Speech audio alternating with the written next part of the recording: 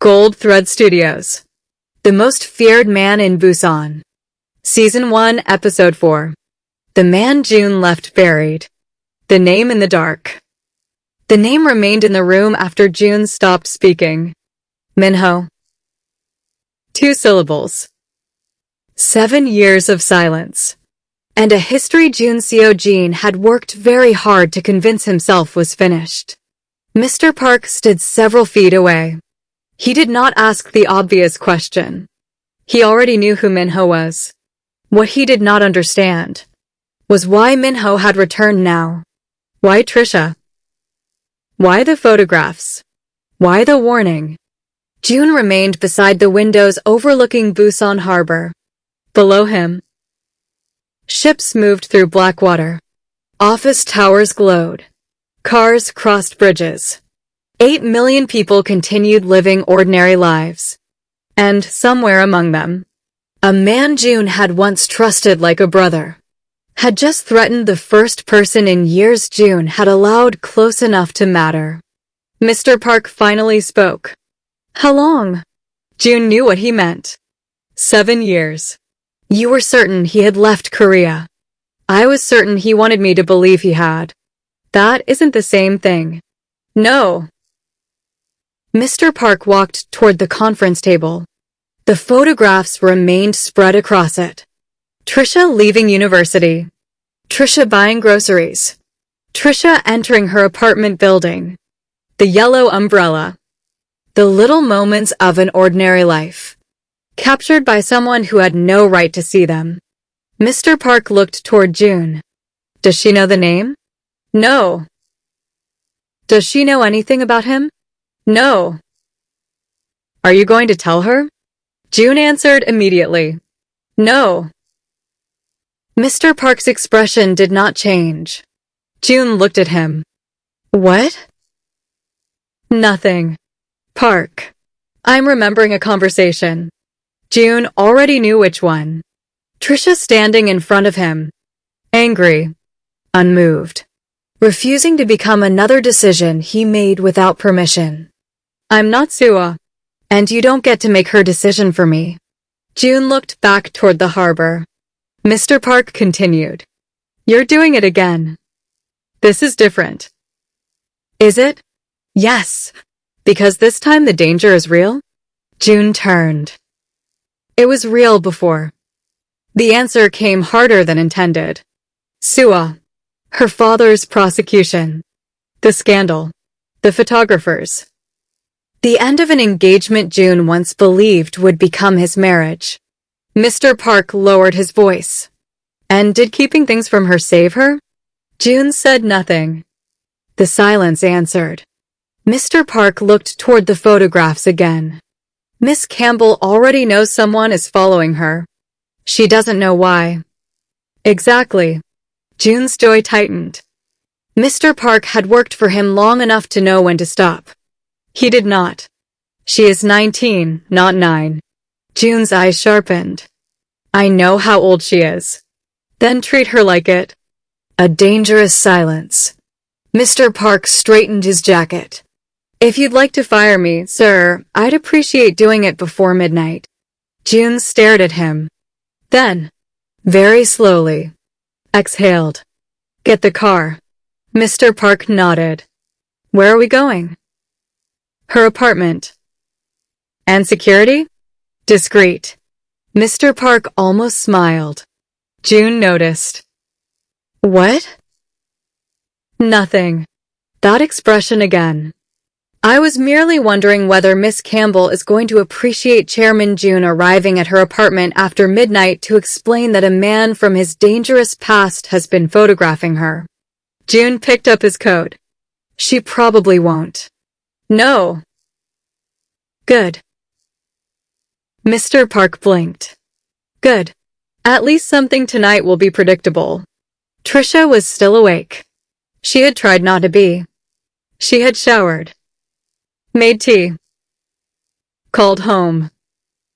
Listened to Grandpa Samuel complain that a neighbor's goat had once again entered his provision ground.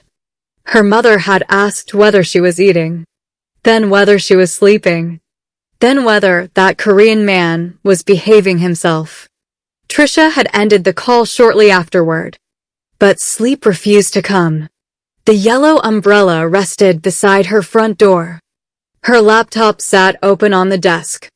An unfinished assignment waited on the screen. She had read the same paragraph 4 times. Nothing remained in her memory. Every small noise outside the apartment seemed louder than usual. Footsteps. Elevator. A door closing. A car slowing on the street. She hated that. Fear had begun changing ordinary sounds. At 12:17, someone knocked. Trisha froze. Nobody she knew visited after midnight. The knock came again. Not loud. 3 measured taps. She reached for her phone, then approached the door without opening it. Who is it? A familiar voice answered. June. Trisha closed her eyes. Of course. She opened the door with the chain still attached. June stood in the hallway. Dark coat. Tired eyes. No visible entourage. Trisha looked past him. Where's the black sedan? Downstairs.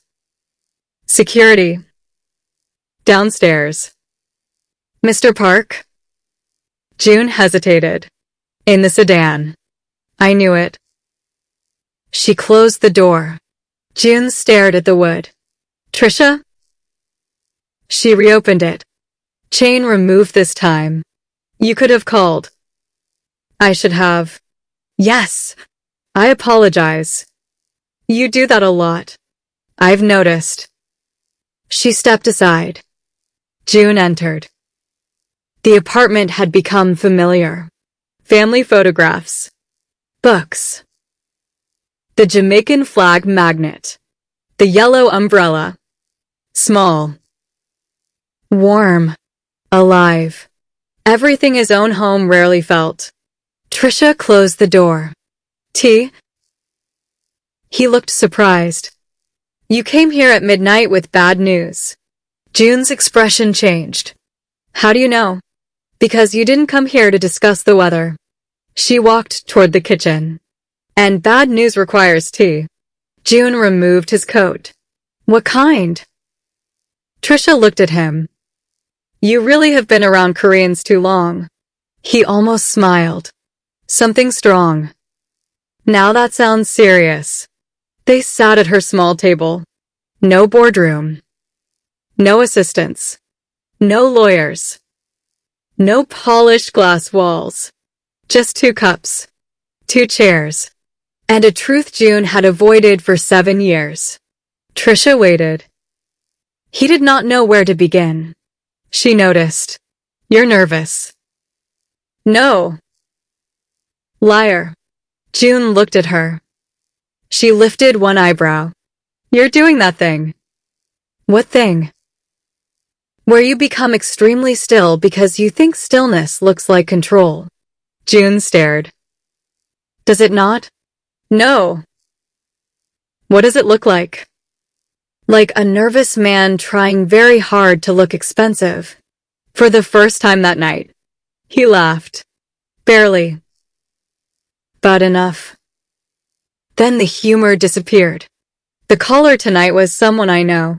Trisha's fingers stopped around her mug. The man who mentioned me? Yes. Who? Lee Min-ho. She waited. Nothing. Should that name mean something to me? No. But it means something to you. Yes. What? June looked down at his tea. He used to be my closest friend. Trisha had not expected that. Used to be? We grew up together. School. Everything. June leaned back. Our fathers worked together. Minho's father ran one of Haesung's shipping divisions. Mine trusted him. And you trusted Minho? Yes. How much? June answered quietly. Enough to almost lose the company. Years earlier. Before the expensive suits. Before people stood when June entered rooms. Before Busan learned to lower its voice around his name, Jun Seo-jin had been 27. Young enough to believe intelligence could solve every problem. Powerful enough to discover that it couldn't. His father had recently stepped away from daily operations after a stroke. Haesung was vulnerable. Competitors knew it. Politicians knew it. Banks knew it. So did people inside the company. Minho had been there through all of it. Late nights. Emergency meetings. Hostile negotiations. Two young men determined to prove that neither had inherited positions they couldn't deserve. Jun trusted him with contracts, security, port schedules, private negotiations. He trusted him with things even Mr. Park would not learn until years later. And Minho had been selling them. Not company secrets in the simple sense. Access, container schedules, warehouse windows, inspection rotations. The small pieces of information that meant nothing separately.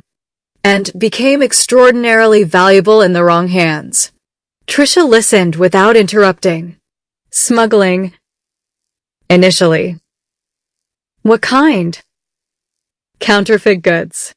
Initially, Jun's eyes met hers. Then money.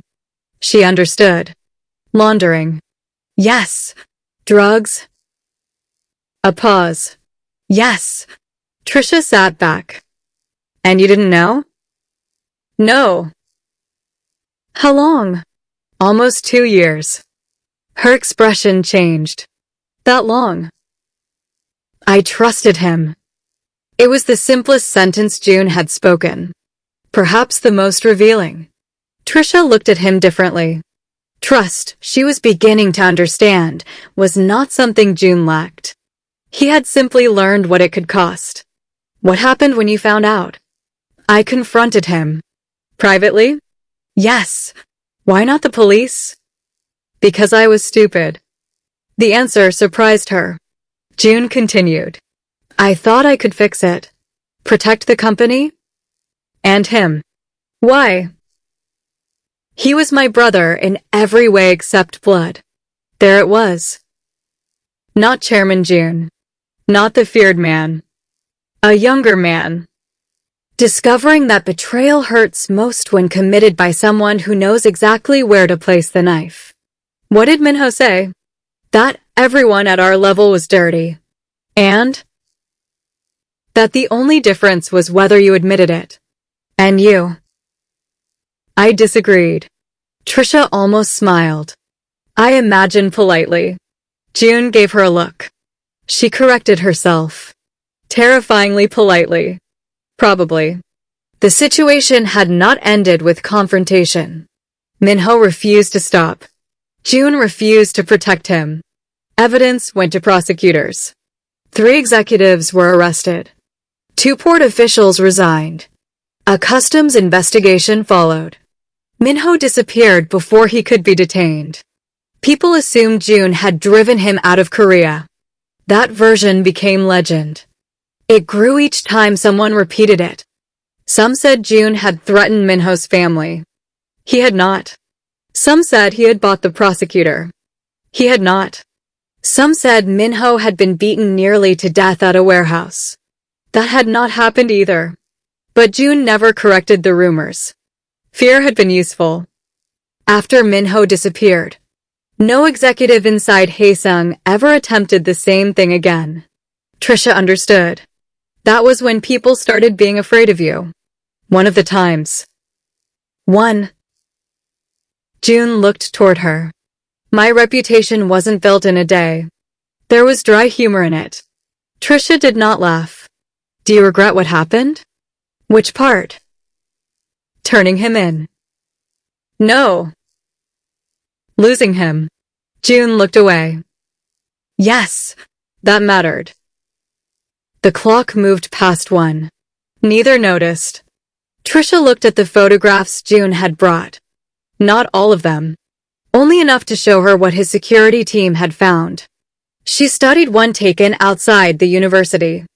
Then another near the market. Her own face. Her own life. Viewed from a distance. I hate this. I know. I don't want anyone following me. They won't. That sounded suspiciously like Chairman Jun. He caught himself. I'm sorry. Jun. Yes. You can't promise me nobody will ever follow me. His jaw tightened. I can make it extremely difficult. Despite herself. Trisha laughed. That sounds more believable.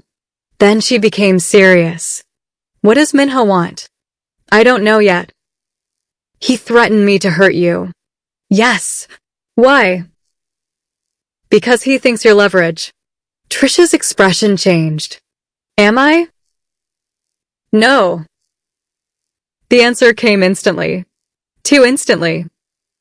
She tilted her head. That wasn't the question. Jun went silent. Could someone use me to make you do something you normally wouldn't? The room tightened. Jun looked at her. Yes, honesty. She appreciated it. Even when it frightened her. Then I am leverage. You're a person. To him I'm leverage. Jun said nothing. Trisha continued. Then the important thing isn't pretending I'm not. What is? Making sure I know enough not to become useful. Jun stared at her. Again. This 19-year-old woman from the hills of St. Elizabeth had a remarkable ability to walk directly through arguments powerful men spent entire meetings avoiding. What do you want to know? Everything that affects me. That's broad. Good. Jun almost smiled. She leaned forward. And no secret security team outside my bathroom window. I would never. I'm exaggerating. Good. Only slightly. Jun rubbed his forehead. Trisha smiled. You're tired. So are you. This is my apartment. I noticed. So I get to be tired. That is not how exhaustion works. Chairman Jun. Yes. Go home. He looked at her. The warmth returned. Faint. But real. Will you call me if anything unusual happens? Yes. Immediately? Yes. Promise? Trisha stared. I said yes twice. I know. 3 times won't make it more yes. Jun stood. She walked him to the door. Before he left, he looked at the yellow umbrella. Then at her. Keep that with you. Trisha followed his gaze. It isn't bulletproof. I know. Tracking device? Jun looked genuinely offended. No. Are you sure? Yes. Because rich people do strange things. Good night, Trisha. She smiled. Good night, just Jun. The words stopped him. For a moment. The dangerous past disappeared. The surveillance disappeared. Minho disappeared. And he was once again the man standing in the rain, giving an umbrella to a stranger. Then Jun stepped into the hallway. The door closed. And Trisha locked it. Twice. Mama would approve. The man before the legend. Morning came anyway. It always did. Trisha went to class. Because fear did not excuse unfinished assignments. Mina found her outside the lecture hall. You look terrible. Thank you. Didn't sleep. Barely. Why? Trisha hesitated. She could not tell Mina everything. Not because Jun had forbidden it. He hadn't. Because some information belonged inside too many people's safety. There may be more going on with the photographs. Mina's expression changed. What kind of more? The kind where you don't walk home alone for a while. Trisha. I'll explain when I can. Mina stared at her. Then nodded. No gossip. No teasing. Just understanding. Fine. She linked her arm through Trisha's. Then I'm walking with you. I have class. So do I. Your class is in the opposite building. I've changed my educational priorities. Trisha smiled. Sometimes. Friendship did not need explanations either. Across Busan, Jun entered a building he had not visited in 6 years. It stood near the older industrial waterfront. Not abandoned. Not forgotten. Simply unused. Haesung still owned it.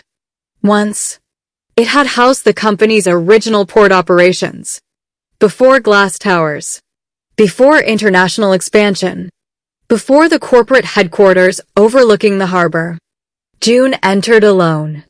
Mr. Park hated that. He said so repeatedly. Jun ignored him repeatedly. Some habits survived executive rank. The old office smelled like dust and sea air. Furniture remained beneath white covers. A clock had stopped at 4:12 years earlier. Jun walked toward a cabinet. Unlocked it. Inside sat a small wooden box. He carried it to the desk. Opened it. Photographs. School uniforms. University graduation. 3 young men at a beach. Jun. Minho. Another friend long since married and living in Canada. Then, a photograph of Jun and Minho at 20. Arms across each other's shoulders. Laughing. Completely unaware of who they would become. Jun stared at it. You kept it. The voice came from behind him. Jun did not turn immediately. He closed the box. Then looked toward the doorway. Minho stood there. 7 years had changed him. Thinner. Older. A scar near his jaw. Dark coat. No dramatic entrance. No weapon. No army. Just a man who had once been family. Hello, Jun. Jun stood. How did you get in? Minho smiled. You really have forgotten who taught half your security staff. Jun said nothing. Minho walked slowly into the room. His eyes moved toward the wooden box. Sentimental. You threatened her. Straight to it. Minho laughed quietly. There he is. Leave her out of this. Why? Because she has nothing to do with us. Doesn't she? No. You haven't changed. Jun's expression hardened. Minho continued. You always decide who gets to be innocent. She's a student. She is your weakness. No. A pretty one. Jun moved before thinking. One step. Nothing more. But Minho saw it. His smile widened. That? He pointed. That is why she's useful. Jun stopped. Controlled himself. Minho laughed again. You used to be better at hiding things. What do you want? Conversation. You hired photographers for conversation? I needed your attention. You had it the moment you said her name. Exactly. Jun's eyes became cold. Minho's smile disappeared. For several seconds. The old friendship vanished completely. 2 men stood across from one another. One Busan feared. The other remembered him before anybody did. Minho reached inside his coat. Jun tensed. Minho removed a flash drive. Placed it on the desk. Open it. What is it? The reason I'm back. Jun did not touch it. Minho looked toward the old windows. Haesung has a problem. Haesung always has problems. This one has your name on it. My name is on most of them. Still arrogant. Still wasting my time. Minho looked at him. You should ask why somebody paid me to come back. That landed. Jun's expression changed. Minho smiled faintly. I thought so. You're working for someone. Temporarily. Who? You'll see. Why involve Trisha? Because I needed to know whether the rumors were true. What rumors? That Jun Seo-jin finally cared about something again. Silence. Minho looked toward the photograph box. Soo-ah almost destroyed you. Jun's face emptied. Minho continued. You didn't eat. Barely slept. Worked until people thought you were made of stone. Then everybody began calling you terrifying. A sad smile. They didn't know you were just grieving. Don't say her name. Still hurts. Minho. He stopped.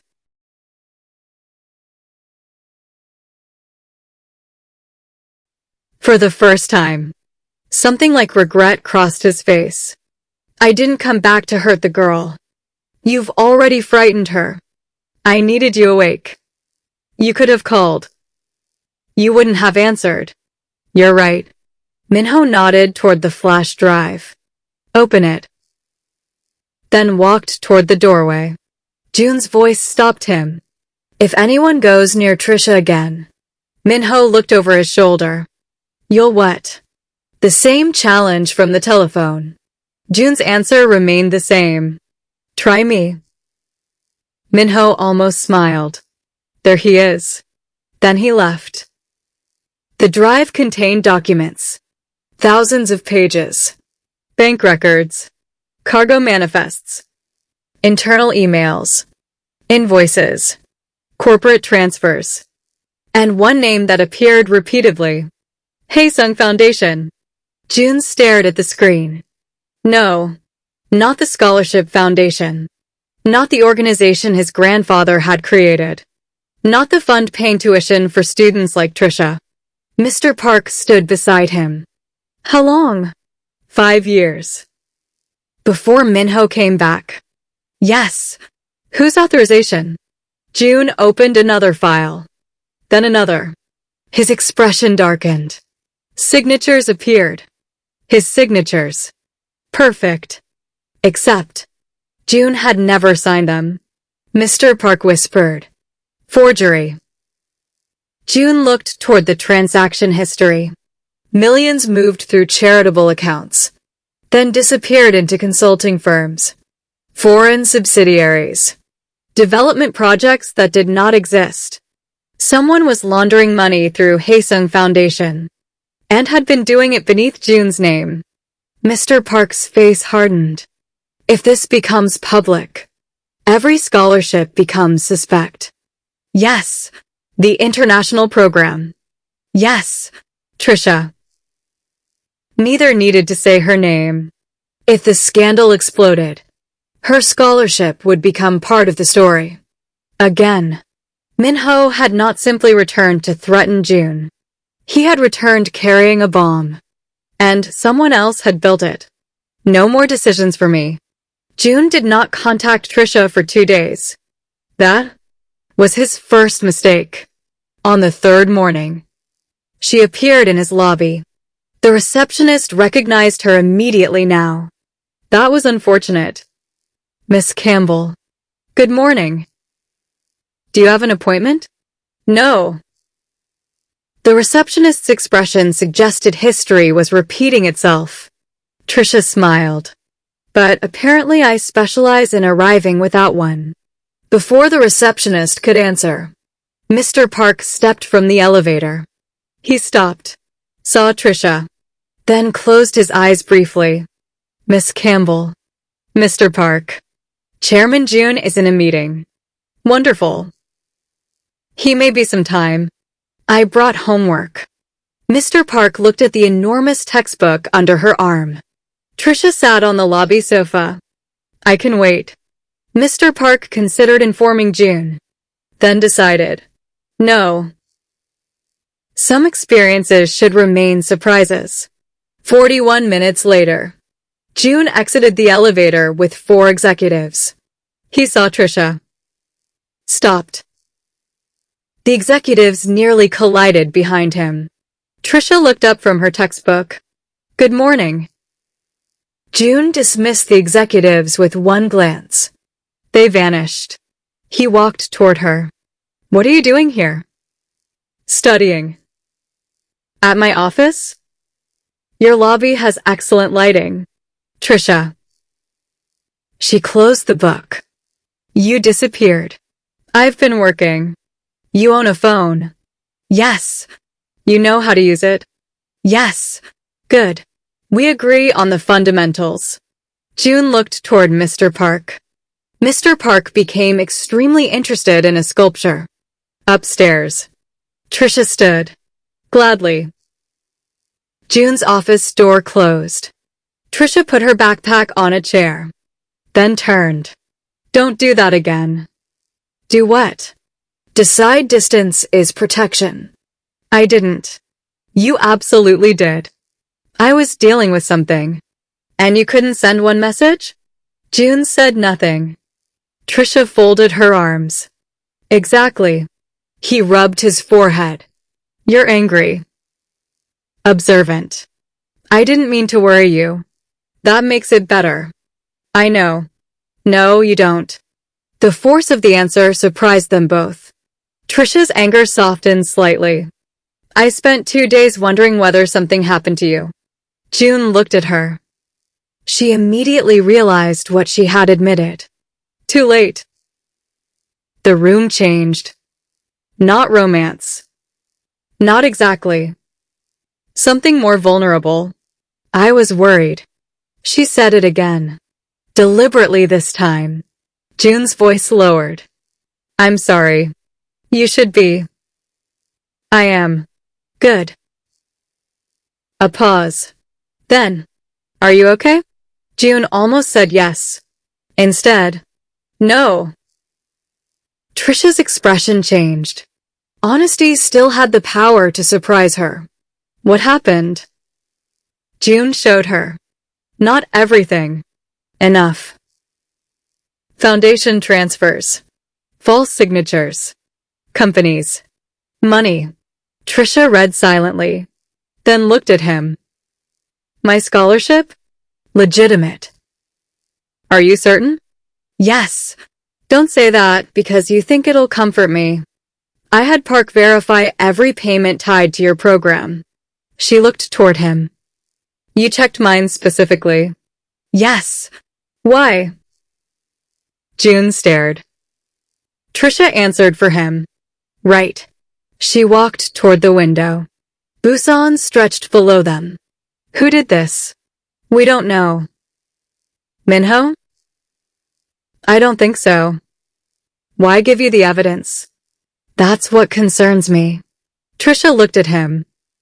You don't trust him. No. But you believe the documents. Yes. Interesting. Jun almost smiled. You sound like my attorneys. Expensive compliment. Extremely. Trisha returned to the desk. What happens if this gets out? Investigations. News. Yes. Students. Jun hesitated. Funding may be frozen temporarily.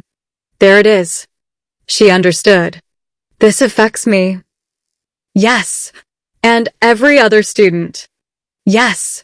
So stop treating this like something happening only in your world. Jun looked at her. My education is inside this now. I know. My visa could be affected if funding changes. We would ensure. She held up a hand. No. Jun stopped. You don't personally rescue everybody. I can protect the scholarships. That isn't what I mean. She leaned against the desk. You solve things with money because you have money. That's generally how money works. Don't be smart. I wasn't. You were. A faint smile. She ignored it. Some things need transparency. That can destroy the foundation. Maybe. And innocent students. Maybe. You're suggesting we release this ourselves? I'm saying if somebody else has the truth and wants to hurt you with it, hiding gives them power. Jun became quiet. Trisha continued. My grandfather says if somebody can blackmail you with the truth. She paused. Jun waited. Then the truth isn't the problem. He stared at her. Samuel says many things. He has had 76 years to practice. Jun looked back toward the documents. She was right. He hated that. She could tell. Annoying, isn't it? What? Me being right. June almost laughed. Immensely. That afternoon, Haesung did something nobody expected. It called its own press conference. June stood before cameras. Not hiding. Not reacting. Leading. He announced that an internal audit had uncovered unauthorized transactions through several foundation-linked accounts. Independent investigators had been appointed. Authorities had been notified. All legitimate scholarships would continue uninterrupted through protected funds. No donor money earmarked for student tuition had been misappropriated. Questions came immediately. Chairman Jun, are the signatures yours? No. Are you accusing an executive of forgery? I am saying the signatures are fraudulent. Who is responsible? We are investigating. Are you resigning? No. Why not? June looked directly toward the reporter. Because leaving when something becomes difficult is not accountability. The room quieted. Somewhere across town, Trisha watched from a university lounge beside Mina. Mina looked toward her. He looks angry. He is. How can you tell? Trisha watched the screen. He gets quieter. Mina stared. You know that? Trisha realized what she had said. She returned to her notebook. Apparently. Mina smiled. Trisha ignored her. The press conference changed the story. Instead of scandal breaking around Haesung, June had broken it himself. Markets dipped, then stabilized. News channels debated. Analysts argued. Students worried. Faculty reassured them. And Minho watched from a hotel room overlooking the harbor. He smiled. Not because June had failed. Because June had finally behaved exactly as Minho remembered. When cornered, he did not retreat. He stepped into the light. A knock came at Minho's door. He opened it. A woman entered. Elegant. Korean. Late 20s. Dark coat. Sunglasses despite the evening. Minho closed the door behind her. You were right. She removed the glasses. Her face was familiar. Not to Trisha. Not yet. But to anyone who remembered Haesung's society pages from years before. Han Soo-ah. She looked toward the television. June remained on screen. Older. Colder. More controlled than the man she had once planned to marry. He hasn't changed. Minho looked at her. Yes, he has. Soo-ah watched June answer another question. How? Minho smiled faintly. He has something to lose again. The woman who didn't run. Trisha discovered the truth about Soo-ah before June did. Not intentionally. The following evening, she left the university later than usual. Mina had gone ahead. Campus security had offered to call a taxi. Trisha refused. Then remembered she had promised June she would not walk home alone while Minho remained unaccounted for. She compromised. Taxi. Not June's driver. Independence preserved. Mostly. She stepped beneath the awning near the main gate. The yellow umbrella hung from her wrist. A woman stood several feet away. Elegant. Beautiful. Watching her. Trisha noticed. The woman approached. Trisha Campbell? Every instinct sharpened. Yes! My name is Soo-ah. Trisha stopped. The woman saw recognition. So he told you. Enough. Did he?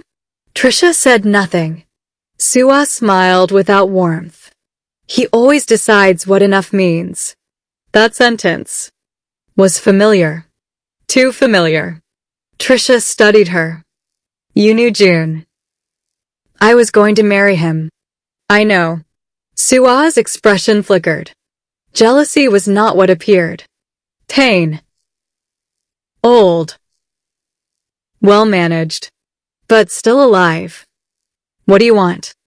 To warn you. About June. Yes. Trisha almost sighed. I've had a lot of warnings. This one is different. They all say that. Soo-ah looked toward the street. Do you know what happened to my family? Your father committed fraud. Her eyes hardened. That's his version. Is it untrue? Silence. Trisha noticed. Soo-ah continued. My father made mistakes.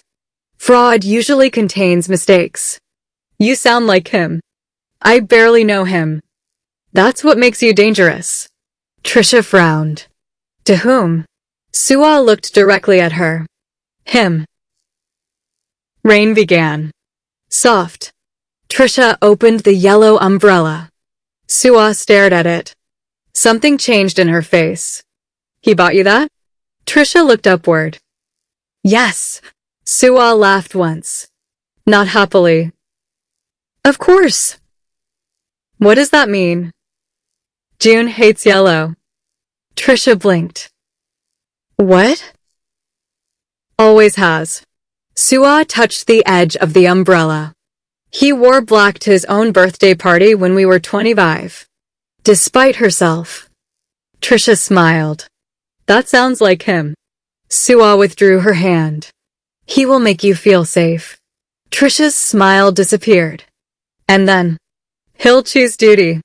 Over me? Over everyone. Soo-ah's voice lowered. His company. His name. His idea of right. He will sacrifice anything if he believes the alternative is wrong. Including you. Trisha thought about June reporting Soo-ah's father. About the engagement ending. About his inability to forgive himself. Then she asked something Soo-ah had not expected. Was he wrong? Soo-ah stared. To report your father. Her jaw tightened. That isn't the point. It seems like the point. You don't understand.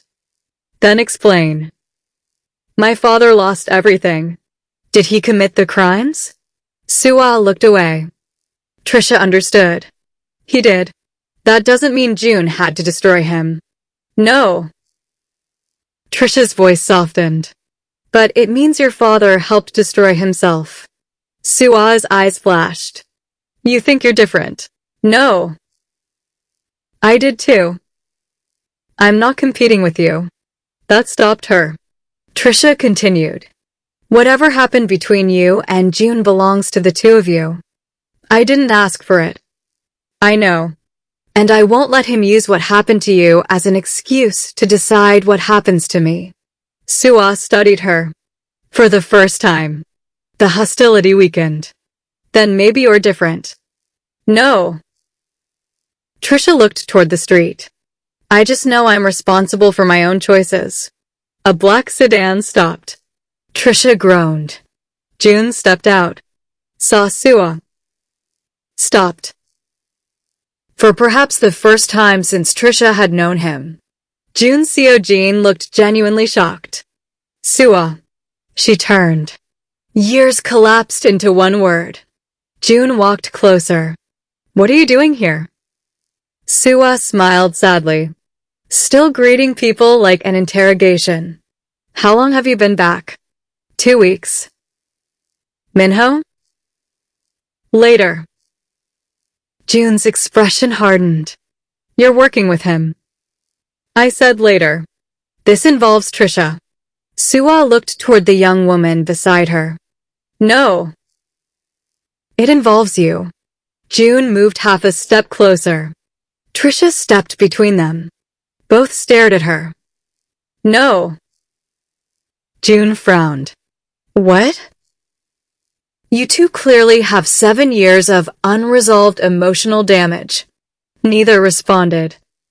You are not having it on a sidewalk while I'm standing here like furniture. Soo-ah blinked. June almost closed his eyes. Trisha pointed toward the cafe across the street. Inside. Trisha. Inside. Soo-ah laughed. Actually laughed. Jun looked at her. Soo-ah shook her head. Oh, Jun. What? You don't stand a chance. Trisha stared. With what? Nothing. Soo-ah walked toward the cafe. Trisha followed. Jun remained beneath the awning for 1 second longer. Then, because his life had apparently become unrecognizable, Chairman Jun Seo-jin followed both women. The conversation lasted 90 minutes. No screaming. No melodrama. The truth was more complicated than any of them wanted. Soo-ah had left Korea because the scandal had destroyed her family publicly. She blamed Jun. For years. But she also blamed her father. And herself. She had known portions of the financial problems before Jun discovered them. Not the full fraud. Enough to know something was wrong. She said nothing. Because marriage to Jun was approaching. Because her father promised everything would be repaired. Because sometimes love and loyalty became excuses people used when they were afraid to confront truth. Minho contacted her 3 months earlier. He told her he had evidence that someone inside Haesung had deliberately expanded her father's legal transactions, making the collapse larger than it should have been. Who? Jun asked. I don't know. Why believe Minho? I didn't. Yet you came back. Yes. Why? Soo-ah looked at him. Because one of the accounts used 7 years ago appears again in the foundation theft. Jun became still. There it was. Past meeting present. Not coincidence. Design. Someone inside Haesung? Or someone close enough? Minho had not returned for revenge alone. He had been following money. And the trail led back to the same network that had helped destroy Soo-ah's family. Jun looked at her. You could have called me. Soo-ah's smile was tired. So could you. Neither had. 7 years. 2 proud people. An entire life built from silence. Trisha watched them. And understood something adults often learn too late. Some relationships did not end because love disappeared. They ended because pain became louder. Outside the cafe. Soo-ah left first. Jun remained beside Trisha. Rain had stopped. The yellow umbrella stayed closed. You're quiet. Jun looked at her. You met my former fiancé without me. Yes. She approached you. Yes. You didn't call. No. His eyebrows rose. Trisha smiled. Annoying, isn't it? He understood. Fair. What did you think of her? Trisha considered the question. She still loves you. Jun looked away. You asked. I know. Do you love her? Jun answered carefully. I loved who we were. That isn't what I asked. No. He looked toward Trisha. I don't think I know her anymore. A pause.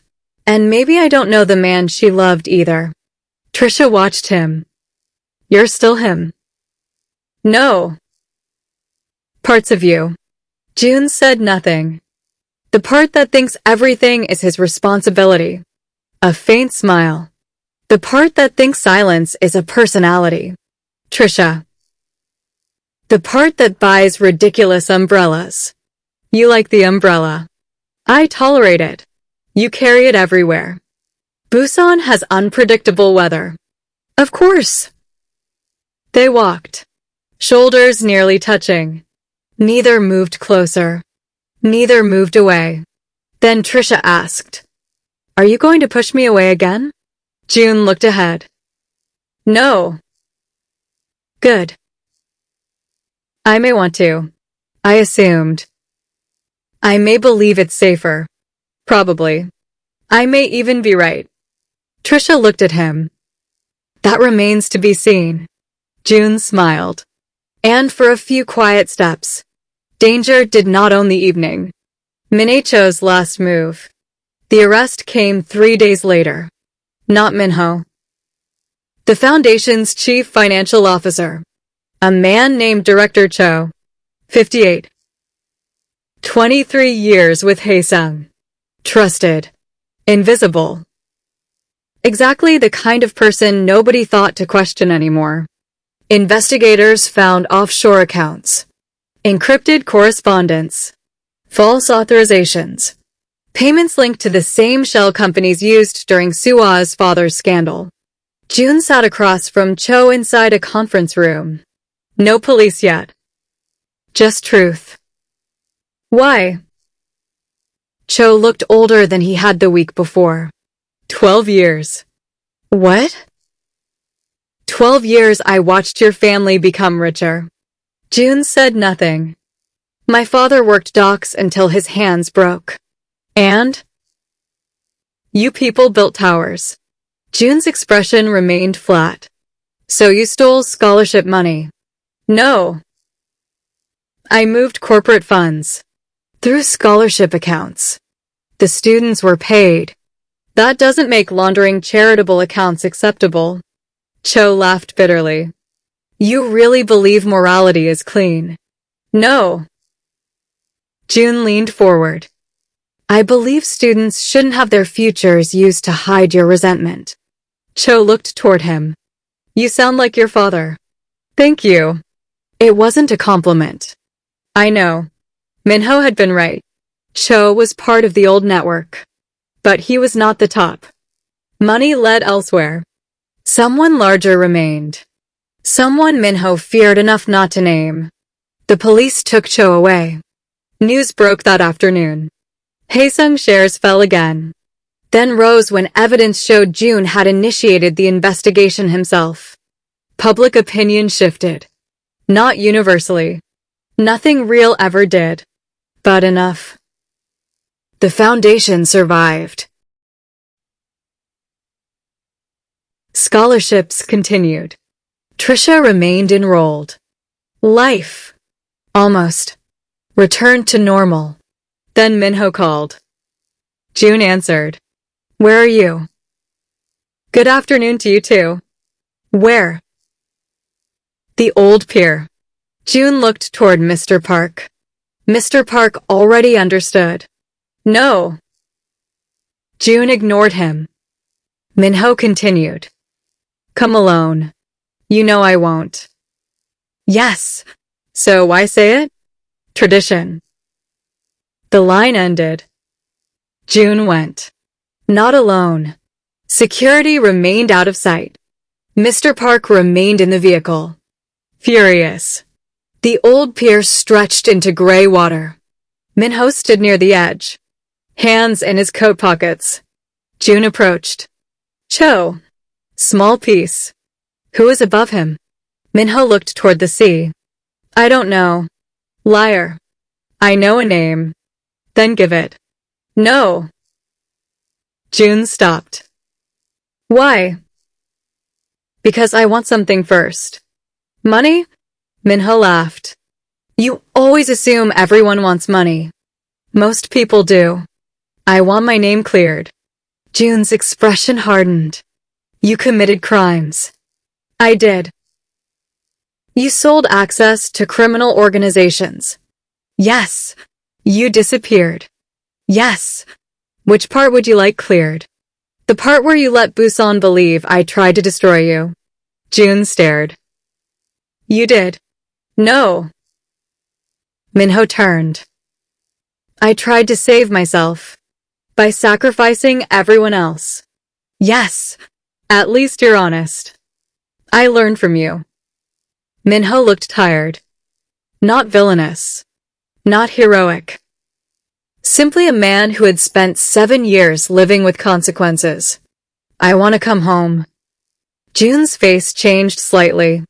Then face prosecution. Min-ho laughed. There he is. You expected something else? I hoped. Then you don't know me. I know you better than anyone. No. Jun thought about Trisha. About her telling him not to confuse kindness with innocence. About Samuel Campbell's wisdom traveling thousands of miles through his granddaughter. No, you knew me. Minho studied him. She's changed you. Jun did not deny it. That surprised Minho more than anything. A vehicle approached the pier. Too fast. Jun turned. Minho's expression changed. That isn't yours. No. The vehicle stopped. Two men exited. Not police. Not Haesung security. Minho swore quietly. Move. Jun didn't. Who? The people Cho worked for. Names. Jun, move. One man reached inside his coat. Jun's security emerged immediately from concealed positions. Everything changed in seconds. Shouting. Orders. Police sirens already approaching because Mr. Park, wisely, had called them before Jun ever stepped onto the pier. The two men froze. One ran. He didn't get far. The other raised his hands. Minho stared at Jun. You brought police. Of course. You used to be more interesting. I got older. You got boring. I can live with that. For the first time in 7 years, the two men smiled at each other. Barely. An echo. Not reconciliation. Not yet. But perhaps proof that hatred had never been the whole story. Police questioned Minho. He agreed to cooperate. Not because Jun protected him. Jun refused. Not because prosecutors forgot what he had done. They wouldn't. Because Minho finally understood something Jun had learned years earlier. Returning home and escaping consequences were not the same request. Before officers took him away, Minho stopped. Jun. Jun looked at him. The girl. What? Don't become stupid. A faint smile. That isn't advice. It is from me. Then he leaned closer. She isn't afraid of you. I know. That should terrify you. Jun almost laughed. It does. Minho nodded. Good. Then he left. Something worth losing. That evening, Trisha stood beside the sea.